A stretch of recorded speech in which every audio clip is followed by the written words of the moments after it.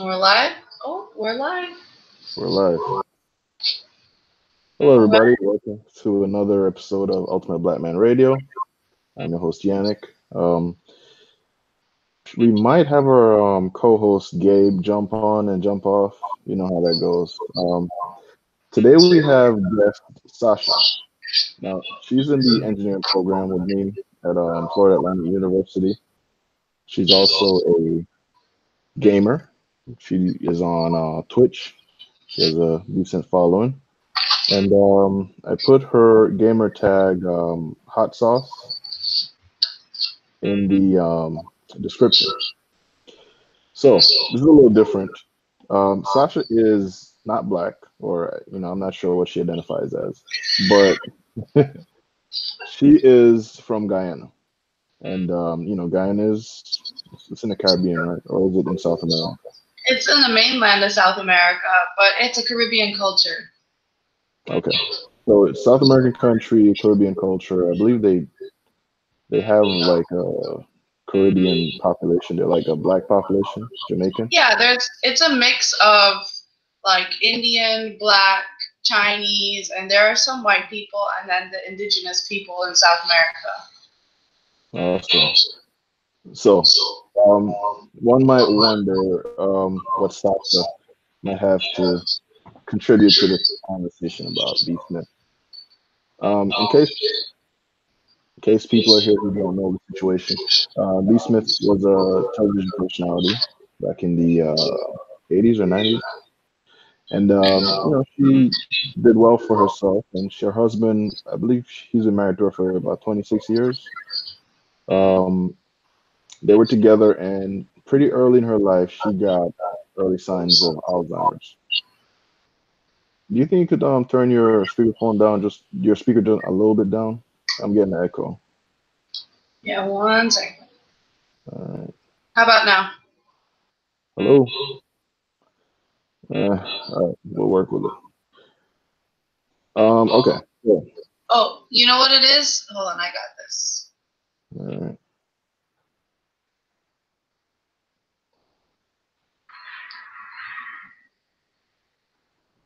How about now? Hello. Oh, that's perfect. What did you do? I had this sound coming from my TV instead of the computer. That's why. Oh, okay. All right. So yeah. Here it is again. Okay. So all right. So basically, she, she got some money. Her and her husband. The husband was I believe he was a TV producer. He worked behind the scenes. He helped her in ways to get to where she was, and then she got Alzheimer's, and it's been quite a while now. I believe well, not too long, but I believe she's had Alzheimer's for a few years now, and the husband has been the primary caretaker of her. Now it's gotten to the point where she is what they would say is she has the mentality of a 4-year old at this point. Like her brain has deteriorated to that point, and the her husband actually went publicly and announced that he now has a girlfriend who is Caucasian, um, and the husband is I believe 62, and the girlfriend is in her 50s. I think she's 53.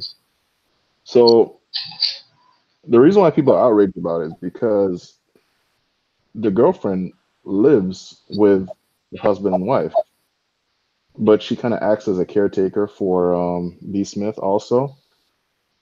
So people are kind of questioning her motives there, whether or not B. Smith is getting taken care of. Um, that's up for speculation. So now, I was at school the other day and I spoke with Sasha and I asked her, what do you think about that? I know this might not be your realm or, your area here, but uh, what was her opinion on that? And I'll let her tell you. What do you think your opinion? What is your opinion on that? Sorry, Sasha. So, like you were saying, yeah, Nick, you said that many people are outraged and they think that it's wrong and stuff. But personally, I don't think it's wrong. I mean, if B. Smith is being taken care of and she's, loved and you know, there's nothing bad going on in the house. Like if the girlfriend actually does like is like her friend and helps with her, then I don't see anything wrong with it because you know, the husband has been with her forever. He stayed with her after she got her dementia or her Alzheimer's, and he's been taking care of her. And who's going to take care of him though? Like they're older people now, and there are certain aspects of his life that are not being fulfilled. You know, like everybody needs love. They need somebody to talk to. And like, unfortunately, B. Smith is not able to, you know, fulfill all those parts of his life, but he's still there for her. He's still taking care of her and making sure that she's okay.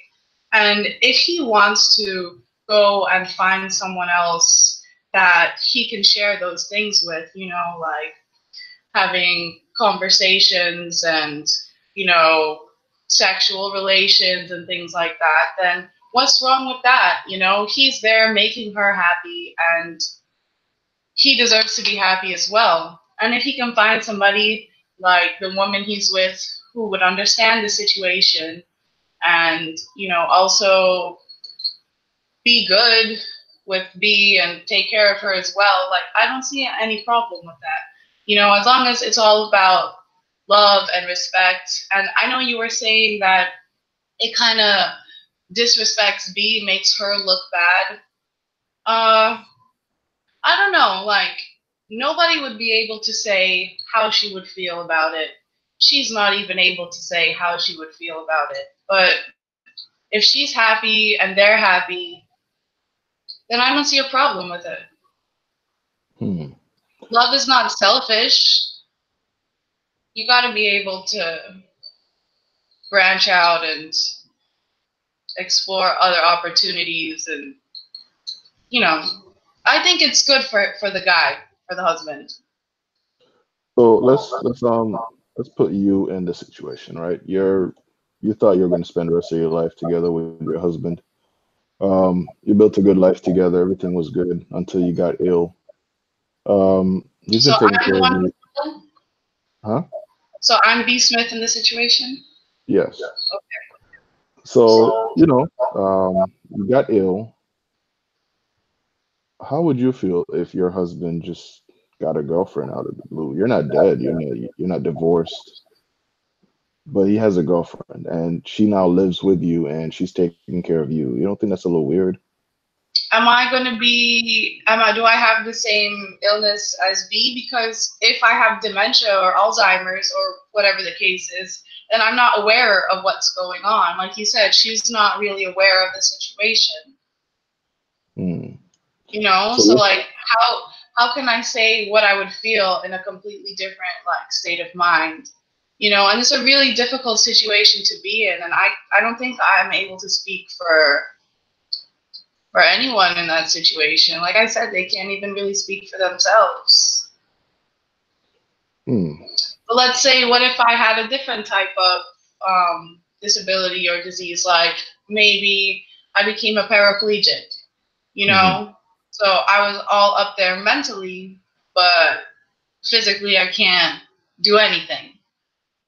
Then I would be able to have an opinion on what is going on. And even then, that is like a crazy situation to be in. Like I would never want to be in that situation. I wouldn't wish that on anyone. And still, like, who knows how you would feel and what kind of decisions you would make under that kind of, you know, stress. So your argument is that she doesn't know what's going on anyway. So why should we get mad for her when she doesn't even know what's going on? Yeah, if she can't make a decision for herself. And if we know that, like, there's nothing bad going on in the house, she's not being mistreated, and, like, you know, she's living the best life she can live, then her husband should be able to live the best life he can live. He deserves to have something, you know, when she's given everything that she could be given to be happy. He deserves the same thing. He did that for her, so she should do that for him. Like I said, love isn't selfish. Hmm. So I really love, like, if I was a paraplegic, if I really, really love somebody and I saw them, you know, missing certain things that I couldn't provide for them, like, I would hope that I would be strong enough to make the decision to let them, you know, fulfill these things for themselves. If everything that they do for me is enough for me, you know? That's pretty selfless of you. You don't think you think most women would feel the same way? I mean, let's be realistic here. I mean, women are a different kind of creature, you know? Like, everybody gets mad, everybody gets jealous, and that, you know, everyone is different. But when you also think about it, these people who are in this situation, they're much older. And I don't know what it's like to be that age, but I'm sure that after you've lived a certain amount of time, you start looking at life differently and about what you want and what you need differently. Like, you know, when your time's coming to an end, like, I'm sure most people would probably like let go of the hate that they have, or, you know, things that would bother them before doesn't seem to be as big of a deal. And when you're coming to the end of your life, you deserve to be happy. So you're thinking like for your husband, you want him to be happy. So if you can't be there for him, because what he did say was, imagine you're with somebody, but she's not really there. You can't do certain things with her, you know, so on and so forth. And as a man, I kind of what he's saying, you know. I'm sure at his age, you know, sex is always going to be a factor, but companionship becomes more important at that age. So I can relate to what he's saying there. However, I still think it's a bad look going public with it. Now, if he kept it private, it would be like he's hiding, sneaking around, and then if somebody found out, it would be a big Either way, scandal. it's a bad look, I think, and people are always going to judge them. Like, all these people who are in the public eye, every move they make is under scrutiny by everyone in the world who has access to Twitter or Facebook or whatever the hell these people use. And everybody's going to talk, and they're going to talk shit. That's what's going to happen, but that's not anybody's place to talk about them, you know? Like, you don't know what's going on. You can just point fingers and say, oh, that's messed up, but you don't know how people feel or what the real situation is ever. So, like I said, as long as it really is the thing that they're saying, like, he takes care of her and she's happy as she can be, being in the state that she is, and that the woman that he's with also helps to take care of her and is understanding, then I really don't see the problem. Now, here's my question to you. Do you trust another woman who she has an interest in you passing away, basically? Because you passing away would mean her happiness with your husband. Would you trust that woman to take care of you? Interesting question. I mean, there are all different kinds of people out there in the world. You know, like, this woman could be like just an amazing person, and like, she could really care about B and care about the husband. And yeah, like, what, it's not like B is a threat to her relationship with the husband. It's kind of like B is like their child that they take care of. And, you know, maybe she could be seen as a burden, and getting rid of her would allow them to do whatever. But who knows? Who knows what they think and what they feel? But that is an interesting question. But it's not like he's gonna leave the girlfriend to be with B. Like, that's all. That's already, that boat has sailed. Like, she's like a child. She's like their child. You know. A grown woman? Yeah, I mean, in her mental state, that's how she is. I mean, you showed me a picture of the two of them together laughing in the kitchen like they were friends, you know? Like, Yeah, but you know that's for the camera. I mean, yeah, but another thing is like she doesn't know, B doesn't know that there's a camera there and that they're trying to do whatever, show themselves in a certain way. Like, she's just being who she is. now somebody in the chat said, Mrs. Joy Ann said, they can live how they want. I just wonder why he was slash is not discreet about it. He revealed it to her fans. Her brand is supported by women primarily black women. Their brand will suffer. What do you think about that? Her brand. Yeah, she was a television personality. She also had several businesses. They did well for themselves. Let me introduce Devin. She just jumped in on the call. How you doing, Devin? I sent an invite to her, by the way. Hey, Hello. hello. Hi, Devin. This is Sasha, aka Hot Sauce. That's her gamer tag. Uh, Um, she's an engineering student. She goes to my school, and oh, we're talking about it. I'm sorry. no, I'm saying okay. Yeah, we were just talking about the whole B Smith situation. What do you think about it? Because apparently Sasha is okay with her man sleeping with another woman. In that situation. No, that's not cool. Cause soon as something else happen, like what if he get her pregnant or something? Sasha's gonna be mad. But in that situation, I can't get mad because I don't know what's going on, you know? Like, you're not in the right mental state. You don't really have, you're not, you're not yourself. You're just, I don't know what it's like to have Alzheimer's or dementia, but, you know, she doesn't know what's happening and she needs somebody to take care of her and do everything for her. Wait, who are you all talking about? B Smith. Did you hear Uh, about that? I heard about it. I mean, I mean, well, if she's okay with it, then I guess it's okay. Me, I would be like, no, you my husband till death do us part. So Oh yeah. you So know, Sasha, what about till death do us part? What about that? They haven't parted. It's also you vow to take care of somebody in sickness and in health and throughout everything. And that's what he's doing for her. You know, a lot of people, when they're in a relationship and something like this happens to the partner, like if they get into an accident, they can't move, they need to be taken care of, they're in a wheelchair, they, lose their mind like how B. Smith did. Like a lot of people will just get up and leave. This guy stood by her side and took care of her and has been good to her.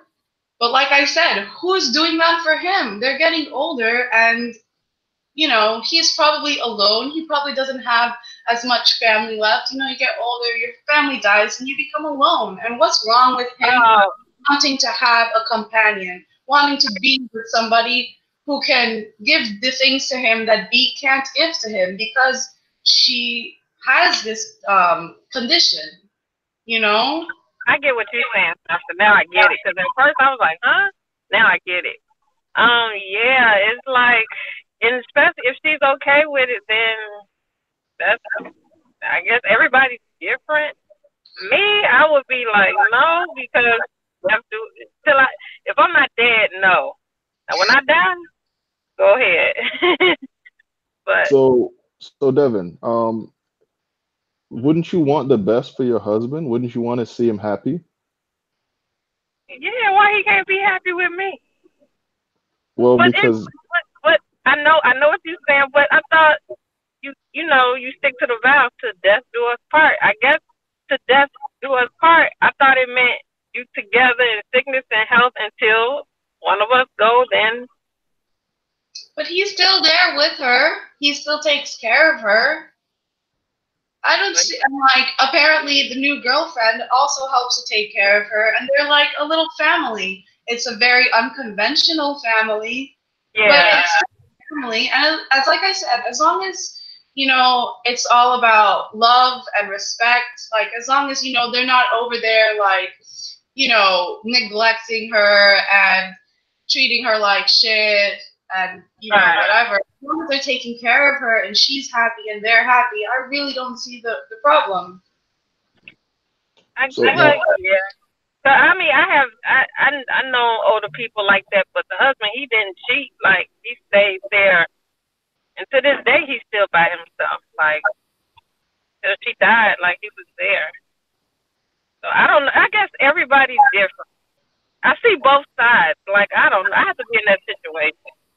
Really. Exactly. I mean, you wouldn't want to be in that situation. No one wants to be in that I don't want to be in it, but and it's really hard to say how you would feel if you are in that situation. If you really were, it's easy to talk about it, but actually being in it, I don't know what decisions I would make or what I would do. I really don't know, but I think I don't know. All right, so let me get a little background on Sasha here. I don't know if you're not comfortable with answering a question, just say skip, right? Okay. Are you religious? No. Okay. Is that a choice you made in your adult life, or you just never grew up religious? Yeah, I was born Catholic. I went to Catholic school like until I was 13 years old. I went to church almost every single day because of Catholic school. And I grew up in that religion. I grew up believing in that religion. But once I got to be older and started asking questions and learning more about the world, I decided for myself that religion is just an institution created by man to control other men. And that's not what, being good in the world is about. Fair enough. All right. So do you believe in marriage?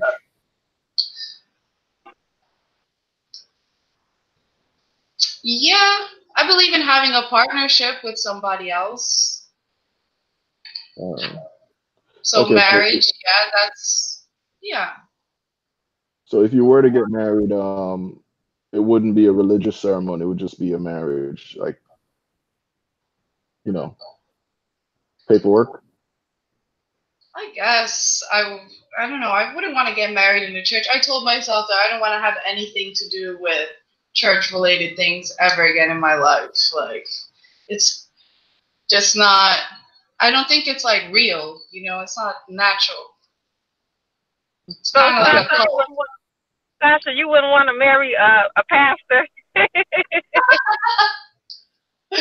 don't know. If I fell in love with a pastor, I mean, I don't know. Because you'll be representing, you'll be the first lady of the church. It would be too much. It would be so hypocritical, though, with me having all of these feelings, like the way I feel about it, and then like, oh yes, I helped to lead the church. Like that's even more like scam. Don't let me see. You'll be like, what happened? You changed. Yeah. I don't know if I can be a guy who can convince me to change how I feel about it right now, but they can try. Okay, so now that we got that out of the way, so we kind of understand here. All right, so let's say you fell in love with a guy. He is Christian, and he said he wants to get married, and he wants you to do the vows at the wedding, and one of the vows is, till death do your part.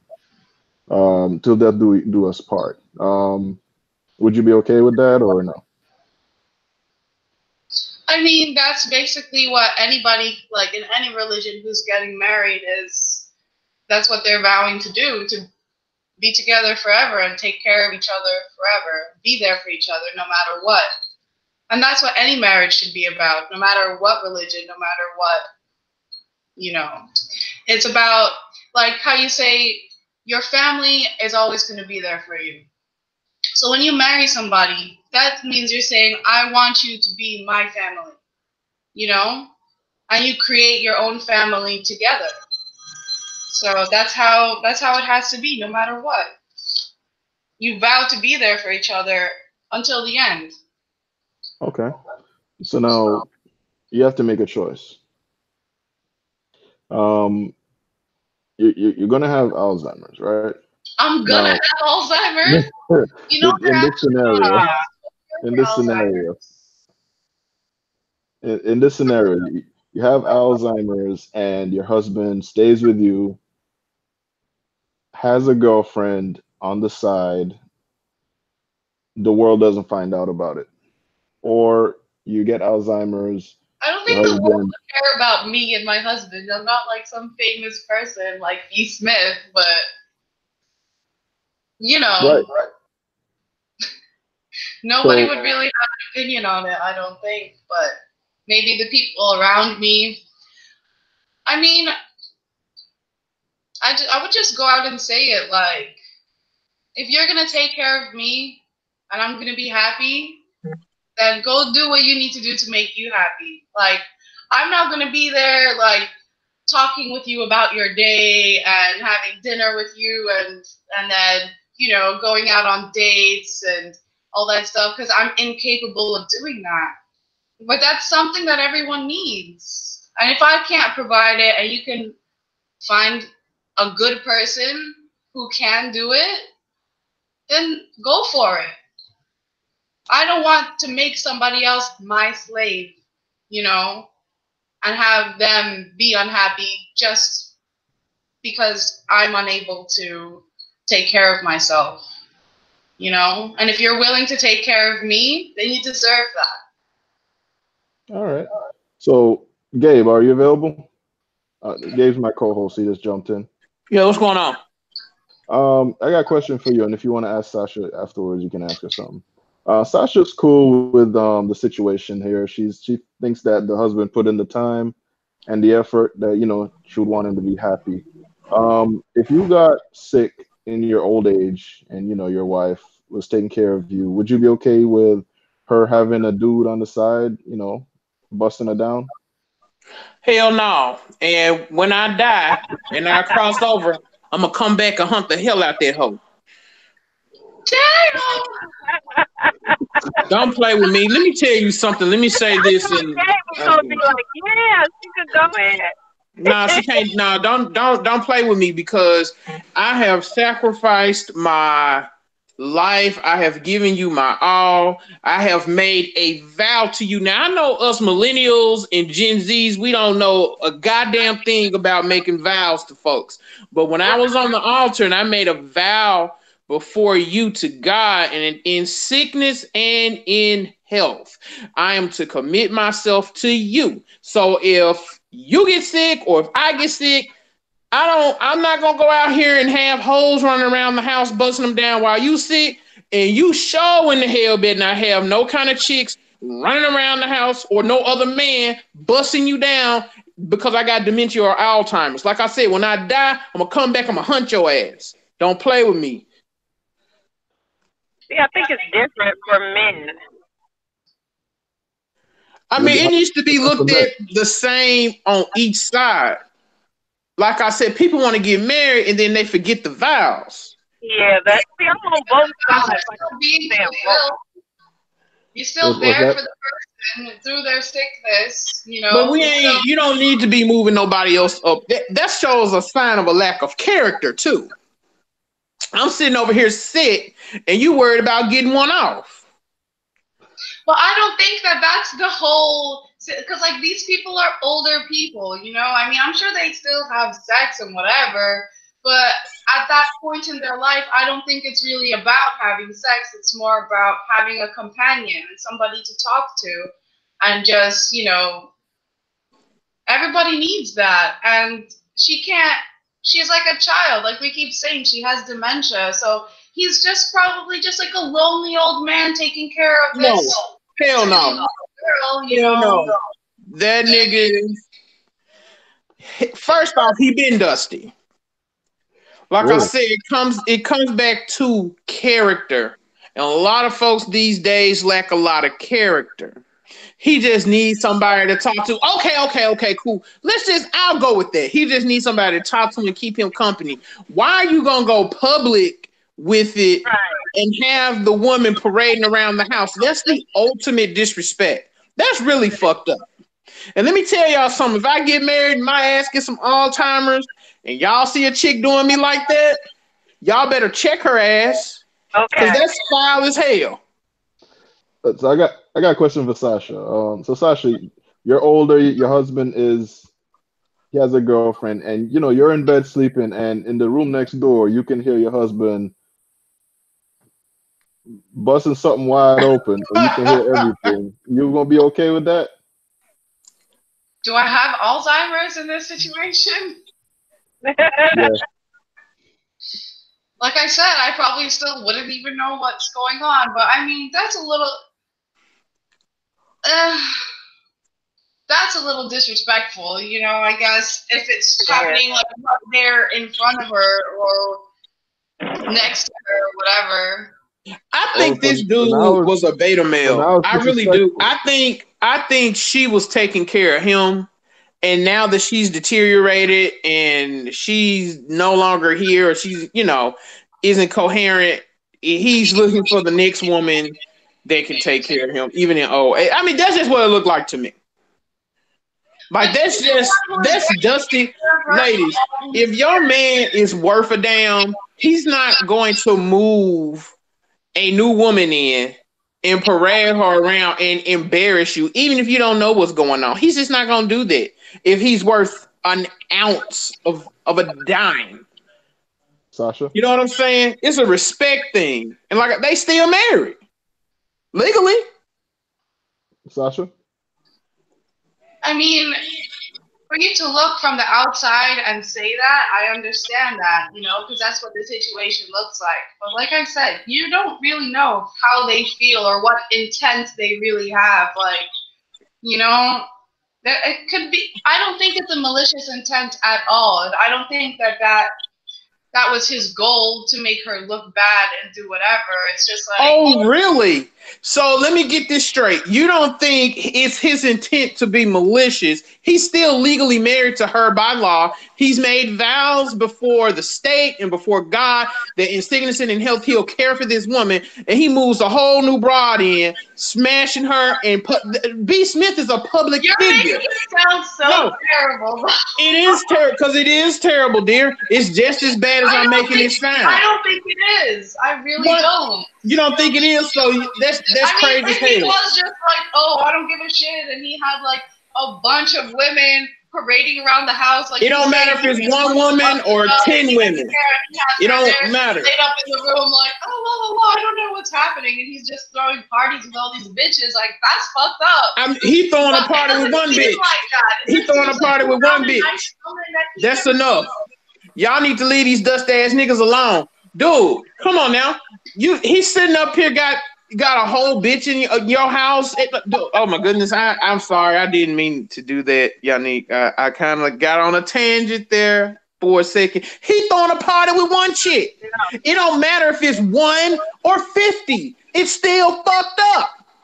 It is. But That's some sour ass shit he doing. That's some dusty ass shit he doing. And ladies, anytime y'all got a nigga out here that's co-signing that shit, run. That's a dusty ass nigga. Ain't no nigga with any kind of conscience gonna sit here and parade a new bitch around his wife. Fuck is wrong with folks out here, man? There's like no morality or anything. I'm a young nigga saying this. that is true. I'm a young nigga saying this. That's some foul ass shit. I wonder what they ever do. Another thing, though, you're also very young. These people are older. And It don't matter if you 25 or 55. It don't matter. Very differently. You look at what you want to eat in a different way and what makes you happy. No. I don't know. I'm not gonna sit here and be married to my wife. For how long were they married, Yannick? 30 years? 25 years? How long was she sick for? Has she been sick? Oh. I don't know how long she's been sick. Exactly. Imagine they've been married for 30 years and 25 of those years she's been like this. No, dude. I mean, he's been there for Stop those being 20 facetious. years. Let's He's stop just being not facetious. in a real marriage, not in a real relationship, but he's still there taking care of her because he promised he would. You don't think that he deserves to have the kind of love and the kind of relationship that everybody craves to have? No. You want him to be there, sitting there, sad and alone for years and years and years and years? He needs to care for his wife. That's what he needs to do. For her, though. He caring for her and fucking a new bitch while she's still alive, even if she don't know. That's some fucked up ass shit. And I would hope if your husband did you like that, your friends would check him on that. Do they have kids? If I got to that point, I'd probably like tell my lawyer, hey, write this down. You know, if I ever like lose my mind, let him do what he wants. Just make sure that I'm good, right? But do they have kids? Do they have kids together? They have kids? Yeah, I believe so. Yeah. Wow. So this woman bore kids and brought kids in the world for you, and you pay her back with a new bitch? Wow.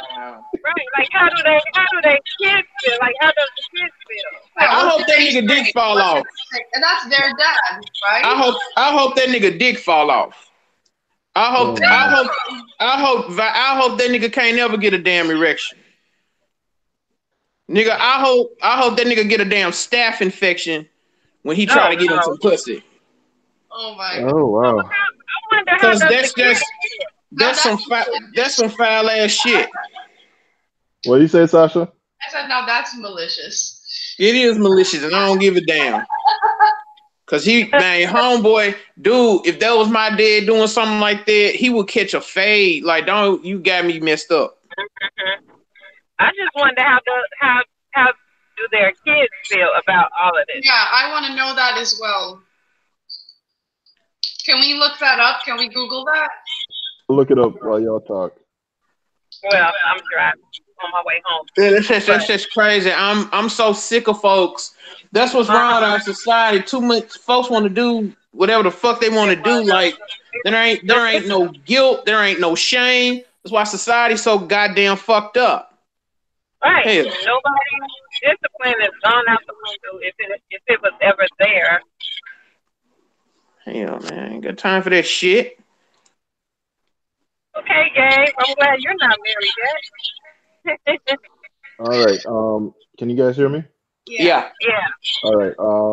B. Smith married her business partner, Clarence Gadsby, in 1992. Guy, right? Yeah, Dan Gadsby. In 1992, they got married. He was the executive producer of the Essence Awards and the senior vice president of marketing at Camelot Entertainment Sales.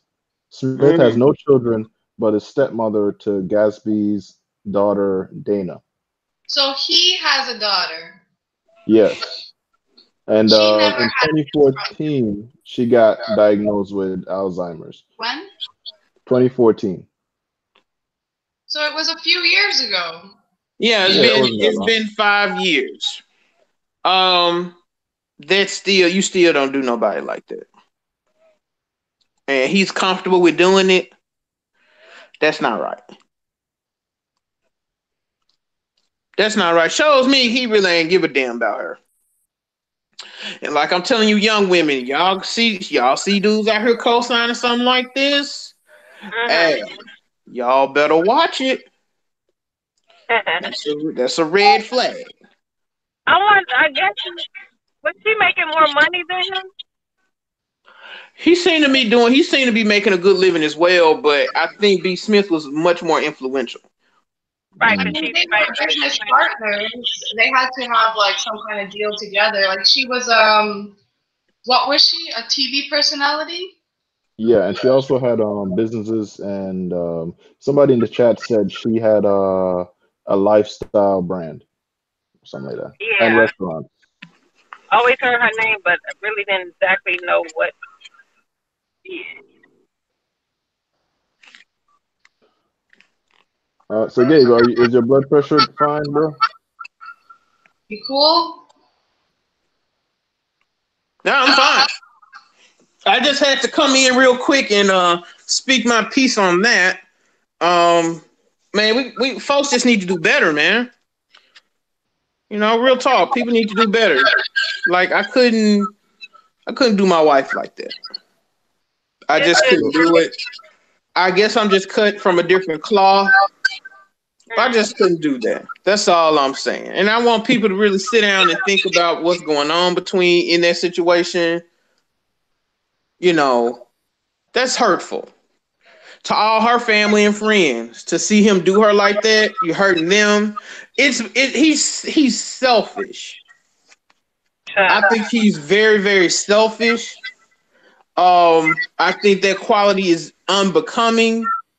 You've been married to this woman since 1992, and like I said, when you say in sickness and in health, it means in sickness and in health, and you don't give up on that marriage. I don't care how goddamn sick she is. You don't give up on that marriage until she has gone on, and you move forward with your life.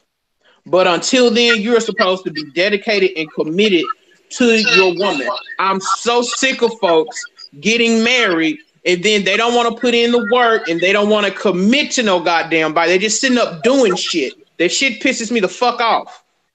That's what's wrong with our society. Hold on, Desmond. Hold on. That's what's wrong with our society today. People doing shit and not thinking it through. I feel like that's how it is with a lot of marriages, like new marriages. People are like, oh yes, let's get married. And then not even a year later, they're getting divorced. Yeah. It's happening all the time. I have so many friends that's happened to. They're like, yeah, I just got married. And then I see them a few months later, they're like, it's not working out. Like, why did you even do it in the first place? Like, if there was any kind of hint that it wouldn't work out.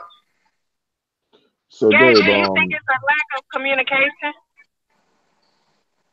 A lack of communication. It's a lack of I don't give a fuck. That's what it is. Right. But I'm talking about like communication before you get married. Like talk it, like just plan everything. Like,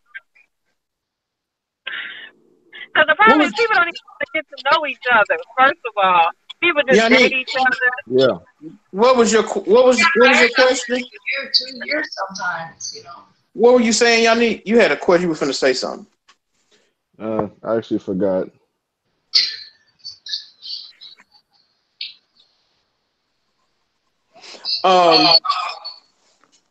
But no, I feel like that's incredibly selfish of him. People don't take marriage as serious. It's a serious thing. Marriage is a serious thing. People need to take it a lot more serious than what they do. They really should. In sickness and in health, that's all I can say. And I saw somebody in the chat say I'm being a little harsh. No, I'm not being harsh on this nigga. I'm not being harsh. What he's doing is very disrespectful. And like I said, I'm sick of these niggas out here. Dude, if the roles were reversed, let me just go on record and say this, and I gotta go to work. If the roles were reversed and B. Smith did that to her husband, she'd be all kind of bitches and hoes and sluts and ungrateful whores. But we got all these dusty ass niggas out here co-signing this bullshit. That's bullshit. What do you mean by dusty?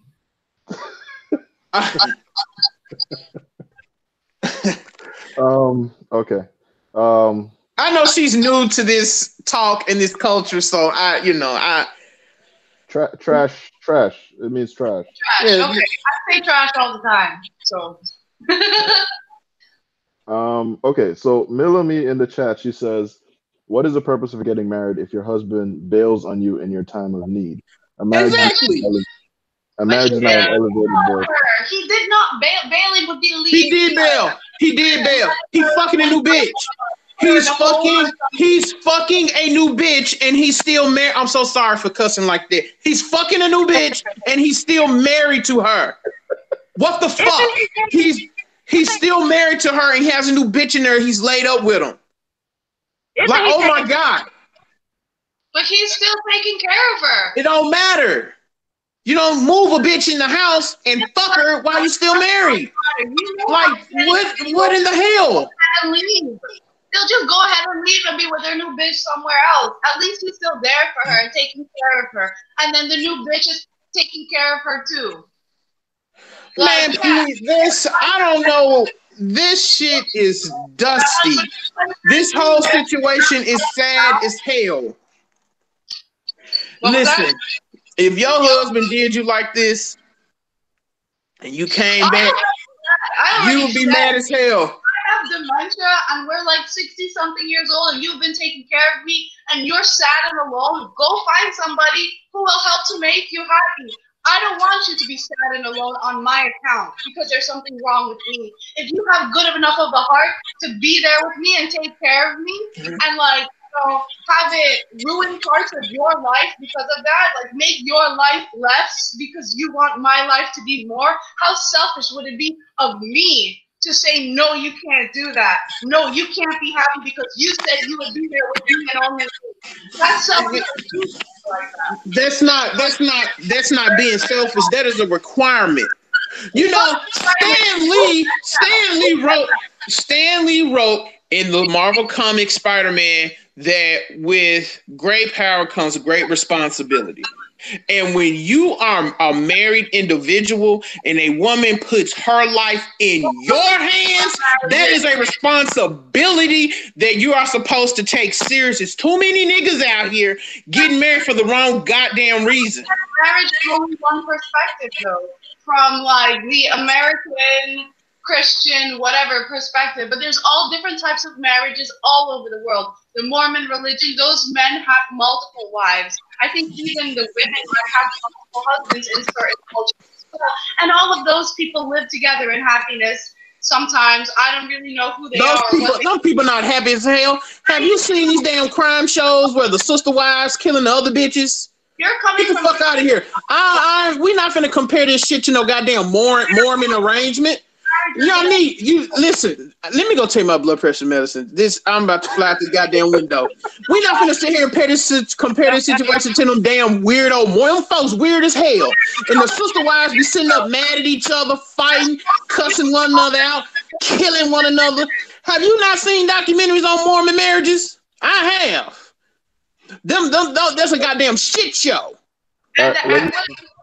Around even in the Middle East, you know, and things like that, where they have polygamous marriages. Like, marriage is different for everyone, everywhere. And you're coming at it from your perspective. That's fine. That's fair enough.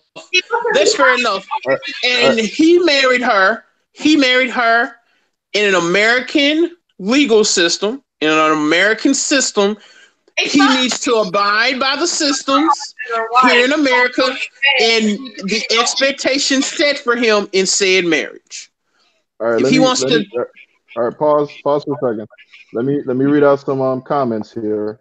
Nicole, everybody knows Nicole. She says, when you marry, you take vows. And she also said, single mother raised people do not understand vows. Absolutely, Nicole. That's what I said when I came on. He made a vow before the state and before God that in sickness and in health, he would take care of her. And he's doing that. No, he's fucking another bitch. Y'all need, it's time for me to go. This has been great. Cause I cannot do this. Look, ladies, let me tell y'all something. It was nice meeting you, young lady. I don't know exactly what your name is. I'm kind of coming in and out because I got things to do. Ladies, if you see a nigga co-signing this shit, run. That nigga is dusting. He don't give a damn about you. No man worth salt, worth a damn, is gonna do his wife like this. If he made a vow before God and he made a vow before the state, he made a vow on all your family and friends that in sickness and in health, he would take care of you, and he turn around and do something like this, that's foul as hell. You deserve better. And no man out here should be treating their woman like that. No man out here should have a whole bitch in the same house as his sick wife. That's some sick ass, demented, evil ass shit. And he really ought to be ashamed of himself. So look, I gotta go. I've ranted enough. Let me get out of here. Y'all be good. All right, thanks for coming, Gabe. You know, yeah, thanks. Good. We have two very extreme sides of, like, you know, support. He's like, hell no, and I'm like, it's okay, it's cool. Somebody said.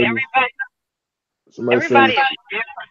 But me, I mean, we took vows, so you gotta do by the vows first. Then when I die, that's when you can go and.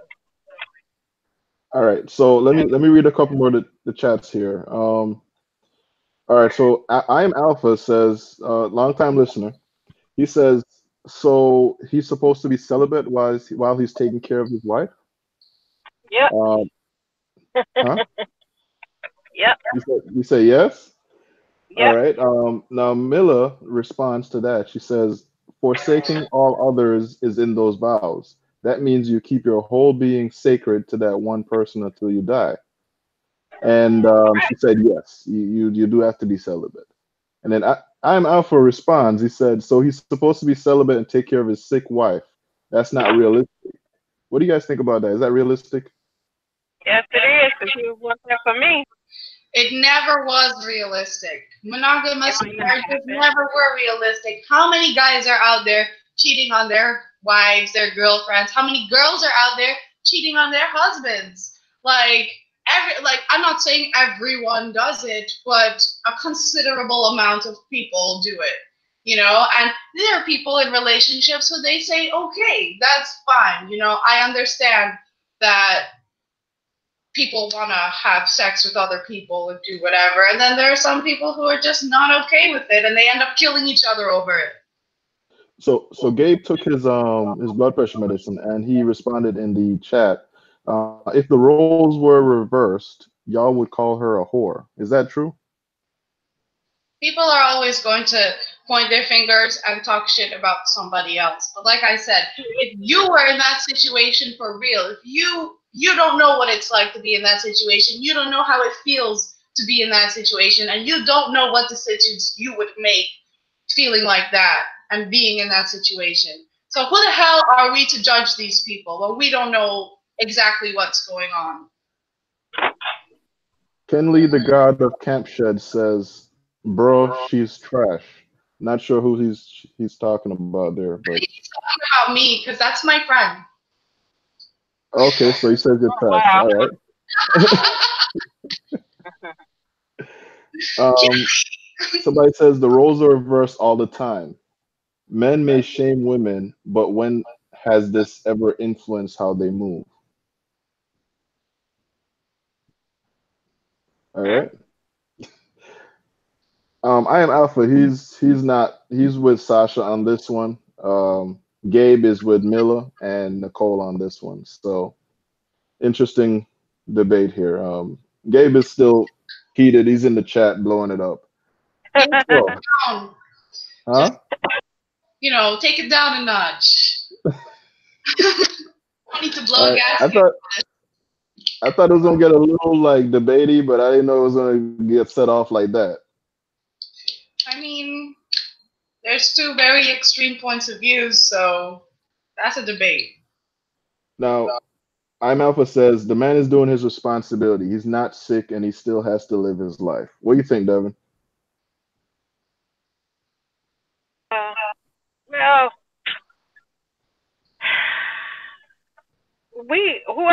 whoever I marry, we'll have that talk and it'll all be settled before. But you took vows. I mean, you got to go by that. And I'm not like the religious person, but people are not honorable. It's a code you got to live by. You got to be honored. You got to honor your word. And that's why I look at a lot of people crazy because they don't stick by their word. I do not like that at all. Like, honor your word. Do what you say you're gonna do.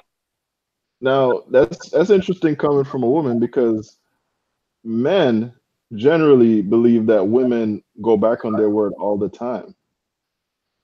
Yeah, but me, I'm an individual. I stick by my word, and if in the vows, sick and health and death, that's what we have to do. Now, and then on top of this, I'm sorry to cut you off. On top of this, is he taking care of that lady with her money?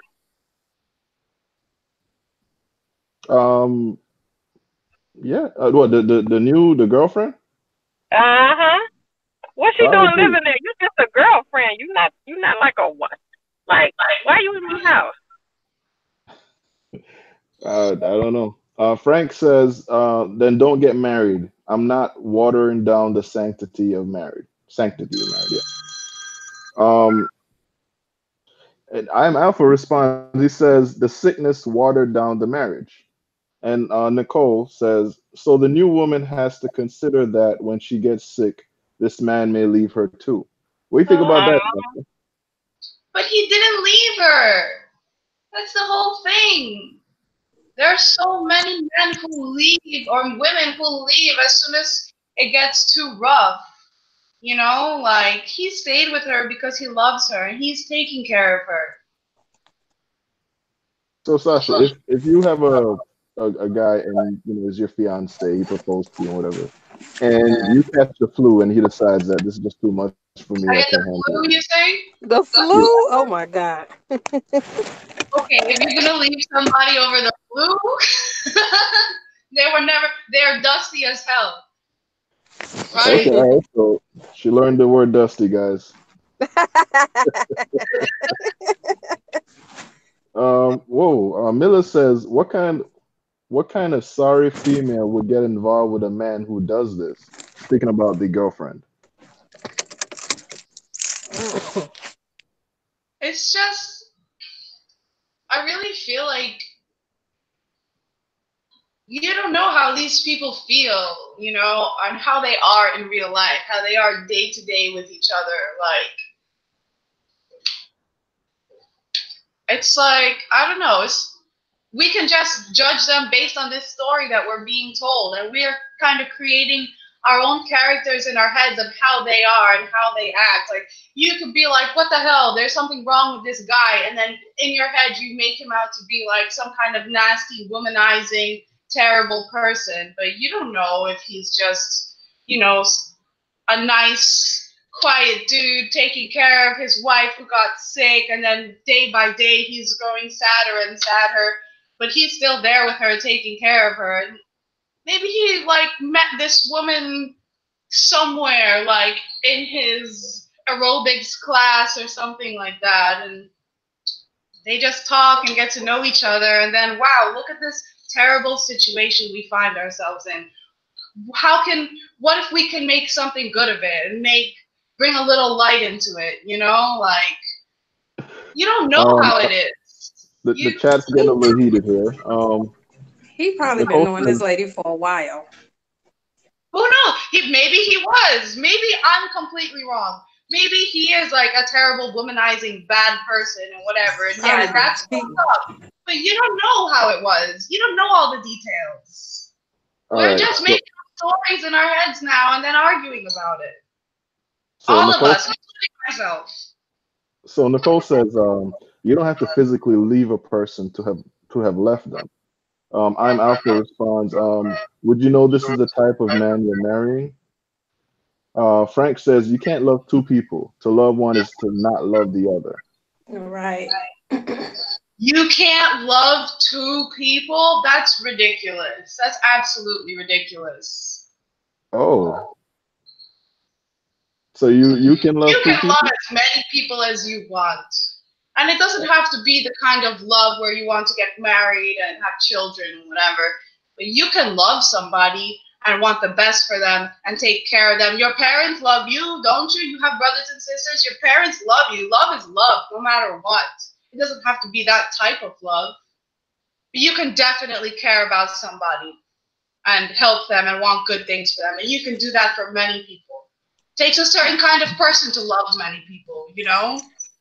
All I know is they took vows, and if in their vows it said to death and sickness and health, he got to stay on code. You got to honor those words. That's just it. I mean, that's just the way it is.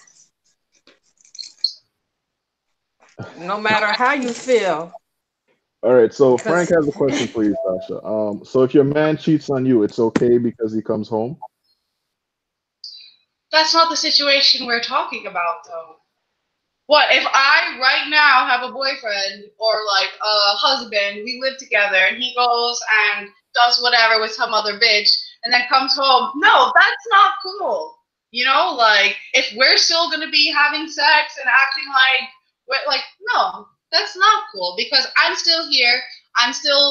I'm still up there mentally. I can still, you know, do things for him and whatever. I'm still able to be a full partner to him. Then no, that's not cool. Because if we did get married and take those vows, then yeah, you got to stick to it. But this is such a gray area. Like, who is expecting anything like this to happen to them and happen to their relationship? Like, this is something you need to think about when you come to it, you know? All right. I'm Alpha says, but a father can love multiple kids. What's the difference? The kids don't physically come from him. I don't follow That's a that different love. Duh. But it's still sorry, Alpha, but that's a different love. If you have one kid and that's your favorite kid and all the other ones could fuck off, you know? Like, you're going to do everything you can with all your heart, all your being to make sure your kids are okay. Any one of them. And, like, you can still love other people. Like, I have friends that I love. I love my certain friends. Like, there's more than one of them. There's, like, maybe 3 or 4 of them, but I love them. I don't pick and choose, like, you know, only one of them. That's my best friend. And all the other ones are just whatever, you know? So, and it can be the same in a relationship as well. There are people who are in relationships that have multiple people in them. And those people are happy. There are people like that all over the world that are happy. Just because it's not something that we're used to and something that we think is wrong because we grew up thinking it was wrong and we grow up thinking there's only one way to live, that doesn't mean it's the right way.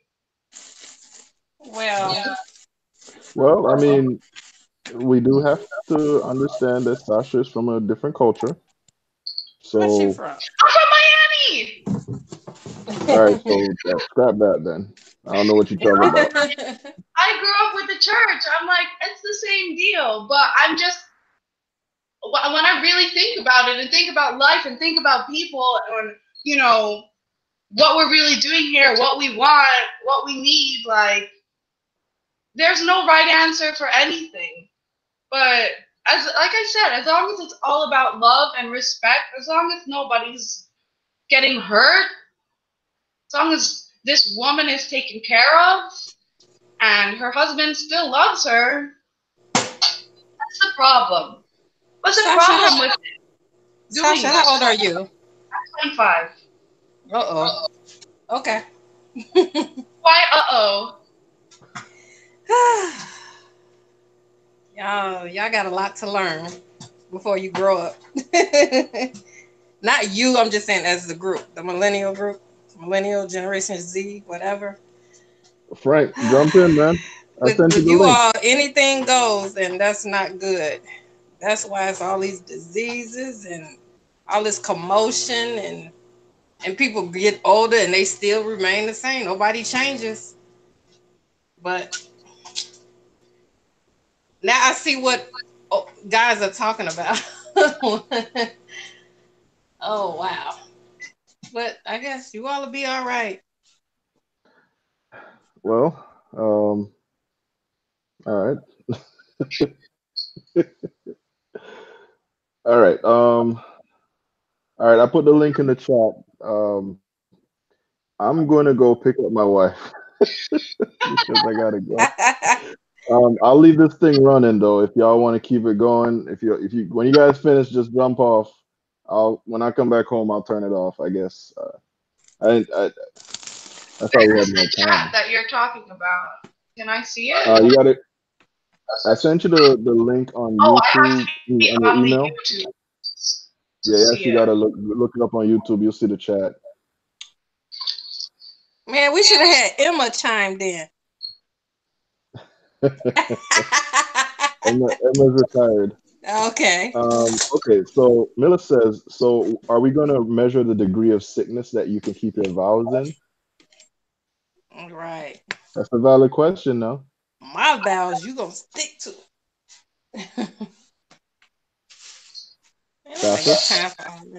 Are we going to measure the degree of sickness? I mean, it's not about measuring how sick you are, but like I said, if it comes to the point where there are certain things that you can't provide for your partner because you're ill or you have a condition or whatever. I'm not saying that it's right, but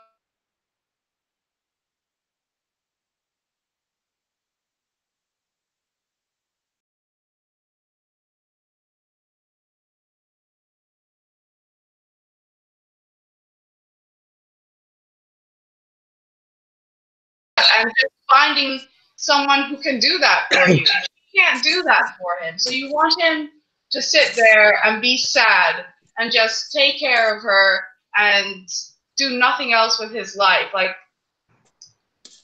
he doesn't deserve that. He deserves to be taken care of, and she's taken care of.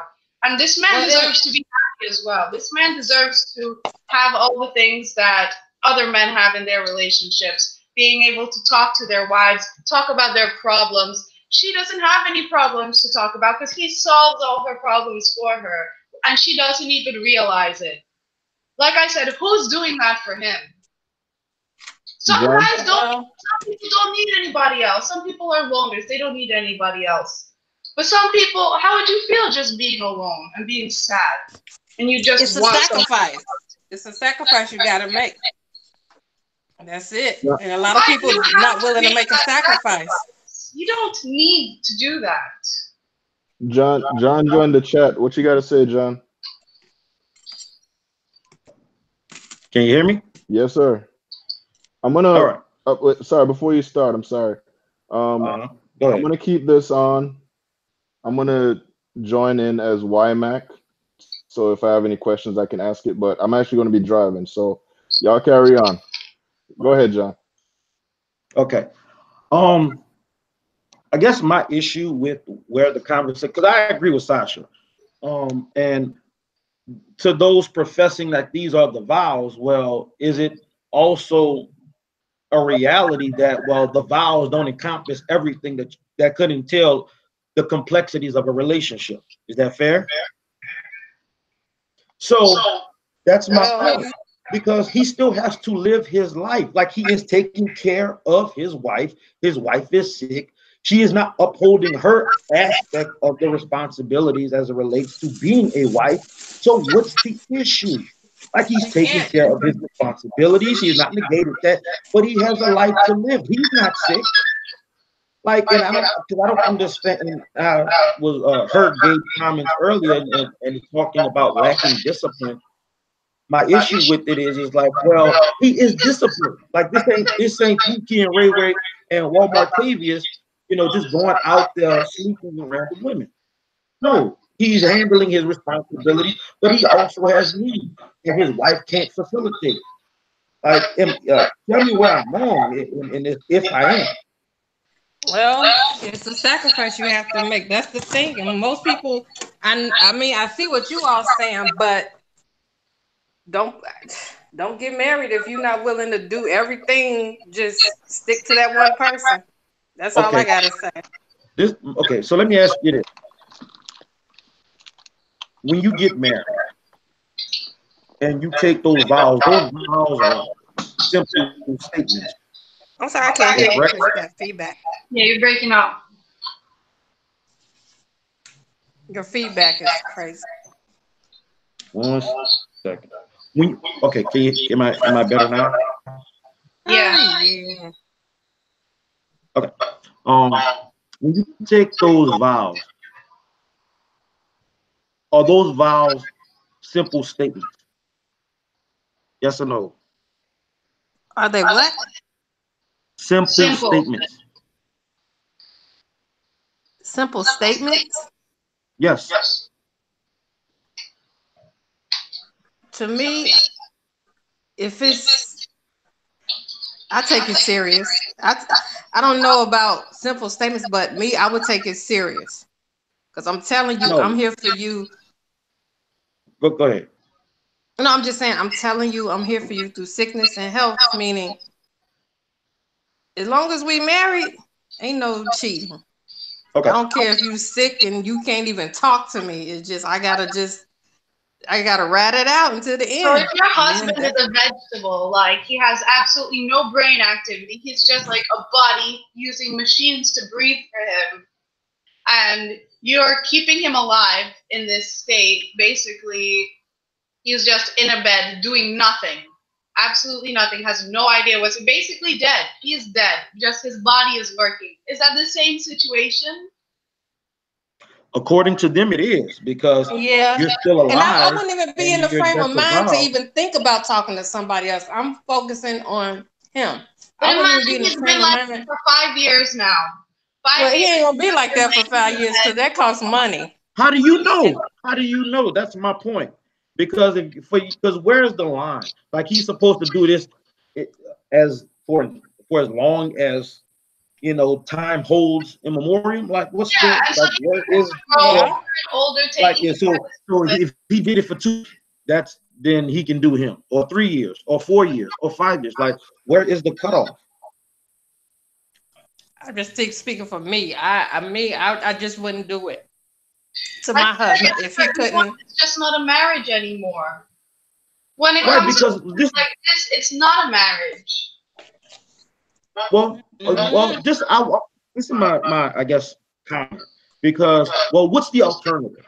Because apparently he's taking care of his wife and has a woman meeting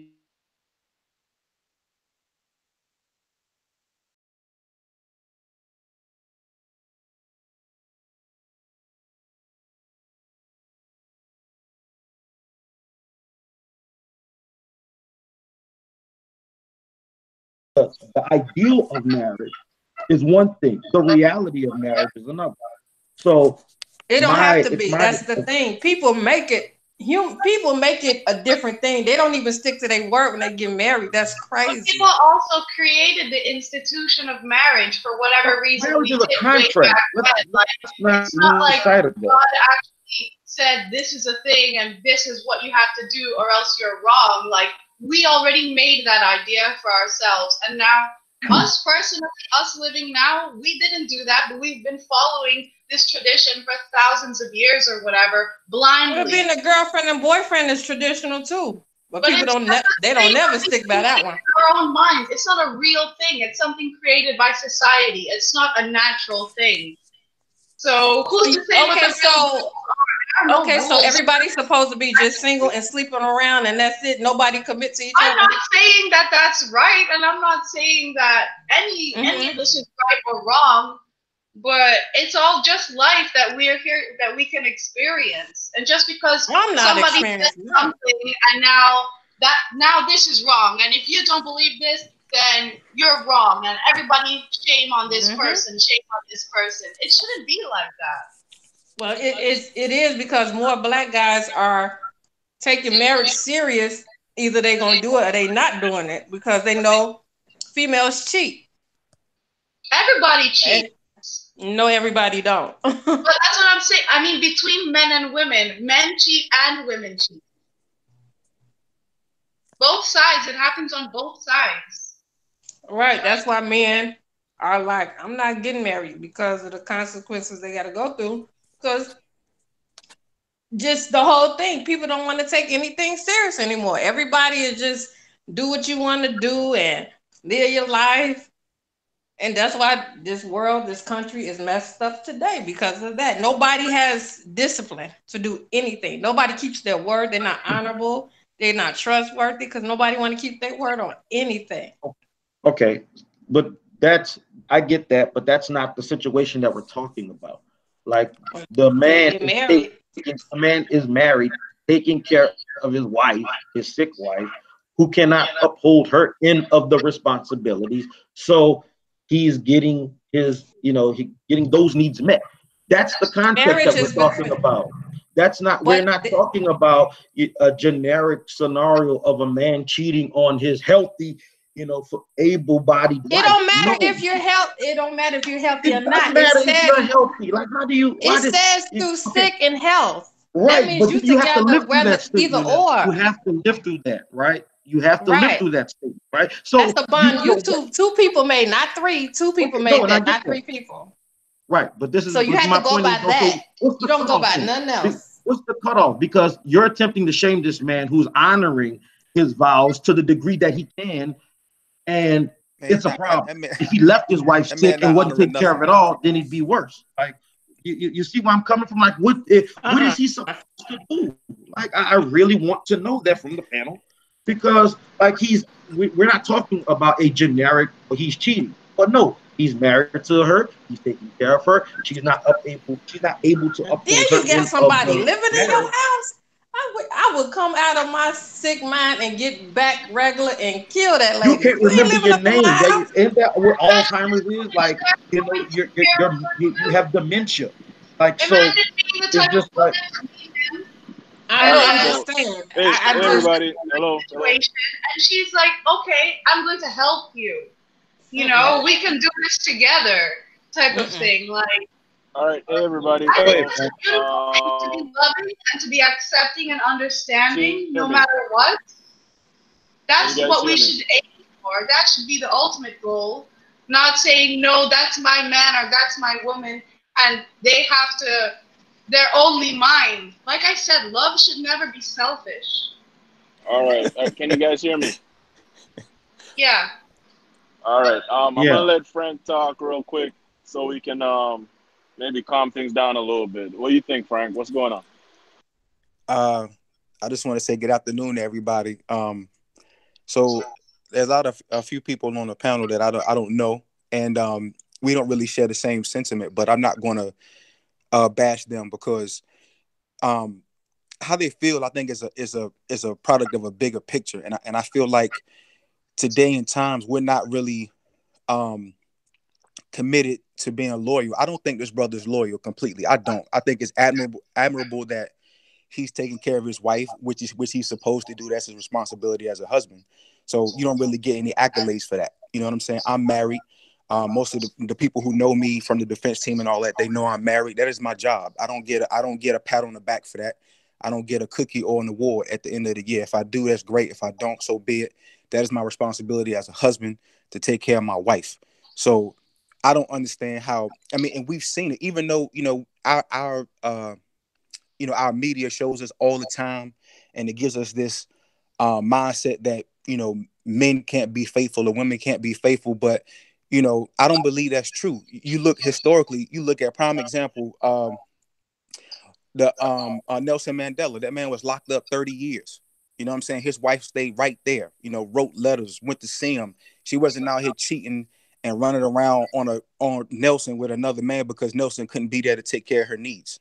You understand what I'm saying? So we see it all the time. Like, you don't have to, just because she's, as a man, as a husband, I couldn't even think about my dick if my wife is sick and she needs me and needs me to get out the bed every morning and take a bath and eat and comb her hair and grease her scalp. I couldn't even think about my dick. You know what I'm saying? I just couldn't do it. And I'm young. You know what I'm saying? I enjoy sex. I love sex. I want it as much as I want it. But if my wife was in a situation where she needed me, she wasn't healthy, it's my responsibility to take care of her. And I'm not bringing another woman in our home. I'm not going to have another woman, period. I'm sorry. Like some things, it is important, but in that point in time, it's not important. The man took vows.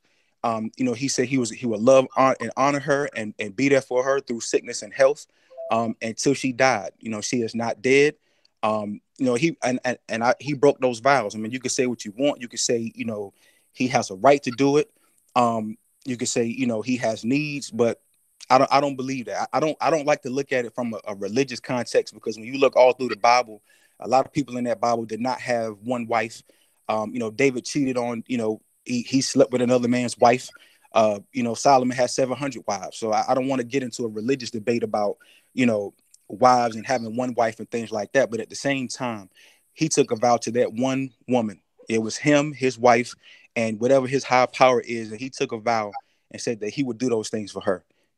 That's a part of life. That's a part of marriage. Who you are at the lowest points, at the toughest points of your life, that's character. That's who you really are. It's easy for everybody can be loving and faithful when things are great, when I'm perfectly healthy, when I have a whole bunch of money, when, I have people to chauffeur me around and I can buy you anything you want. it's easy to love somebody and be loyal to them and be faithful to them and do everything that you're supposed to do for them as a spouse. But who you are at the bare bottom, when you don't have any money, when you lost your job, when you're sick, when you can't move, when you can't go to the bathroom and wipe your ass after you take a dump, how you respond to that is character. That's who you really are. And he's showing who he really is. He copped the plea. And people can look at it however they want to look at it, but I still believe in marriage. I believe people can be disciplined. I believe people can do what they say. And he's not doing that. He's doing a part of it. He's doing the majority of it. But to me personally, he's still wrong. So I'll fall back and listen. All right, John and Sasha, what you got?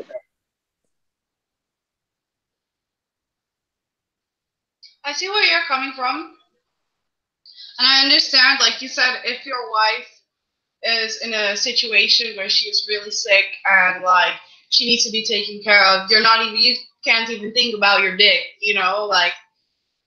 And like I also said earlier, like we don't know how these people feel or what the real situation is. We only know what they tell us. And I don't think that like at this age for these people, like I said, I feel like it's more about companionship and having somebody to talk to and having somebody there with you to share all of your problems with and like all your issues and whatever. Like, I don't think that this guy is just like, I can't have sex anymore. I need to go find some bitch and bust a nut. Like, I don't think that that's what the situation is. Like, if that's what it was, then yeah, that's kind of fucked up. If he's just doing it to, so he can have sex or whatever. But it really seems like the woman that he's with, this new woman, is just somebody there to help share his burden of what he has to go through, Like, it's not easy to do things like this, to have to take care of somebody 24/7 and, like, dedicate your whole life. Like, you're a person, too. It's easy to say he needs to take care of his responsibility. He needs to do this and this and this and this because he said he was going to do this. But, like I said, who's taking care of him? Why does he have to completely abandon everything in his life and, like, just do this one thing? Like, he's still doing that one thing, taking care of this woman, but who is taking care of him? Everybody wants to feel loved. Like, he's loving her and taking care of her, but there's no reciprocation, Like,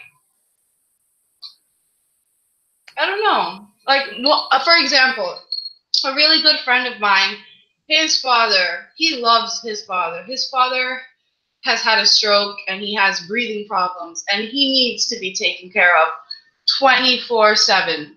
And my friend wakes up early in the morning, makes breakfast for him every day, and he has to put it in a grinder. He makes the breakfast, mushes it up, feeds it to his father, helps his dad go to the bathroom, takes him out, walks him around, puts him in the wheelchair, walks him around the neighborhood with the oxygen tank, and he does every single thing he can for him. This is a guy that I've been going out with, actually, for the past 2 years. I barely see him anymore. And he tells me, hey, this is so hard. Everything that I do every day is so hard. And he's a good guy. He's a respectable person. And I look up to him so much because of all these sacrifices he's made for himself, because he loves his father. But his whole life revolves around that now. He loves to play golf. He could barely go out and play golf. He had to stop working as much. Like, his whole life has come to a halt. I barely even see this guy anymore. He's your friend, right? Huh? He's your friend, right? He's kind of like my boyfriend, whatever. We've been going out for 2 years. We've been dating, but, like, I don't see anybody else. Like, I'm faithful to him, and I am pretty sure he is to me as well. And especially after all of this stuff has happened, like, when he came to me, when I see him maybe once every 2 weeks now, once a week maybe. When he came to me and told me how hard it is for him, and he's like a real man. He takes care of his responsibilities. And I just looked at him. I'm almost crying right now. Like, You don't know what it's like to have to live like that and like forsake your own life and your own happiness for someone else because you love them. So what's wrong with wanting to be happy when you're sacrificing everything else that you have, everything for someone else? That's what he signed up for, beloved, as a husband. You know, I like I said feel you, before, but like I that said before, doesn't it's stop you from not having these about feelings like inside of yourself, though. that's You not know, true. like it doesn't make your life any easier. And yeah, what's I hear wrong you. with just watching a companion? These people are older people. Sasha, You can Sasha, have a listen. I'm I sorry. know you can't really hear too well because of the feedback, but